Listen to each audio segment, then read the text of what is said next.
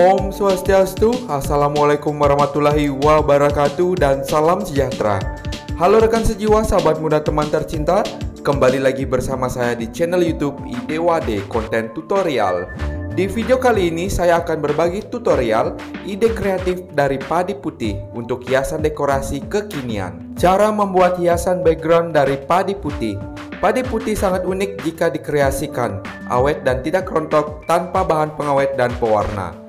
Di video sebelumnya saya juga mengkreasikan padi putih untuk hiasan meja yang ukurannya lebih kecil.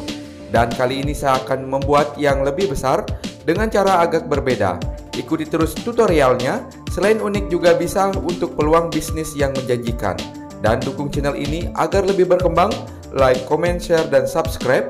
Aktifkan lonceng notifikasinya agar tidak ketinggalan video terbaru dari saya. Oke, dan baik rekan sejiwa, sahabat muda, teman tercinta, mari kita simak tutorial cara membuat hiasan dekorasi kekinian dari padi putih.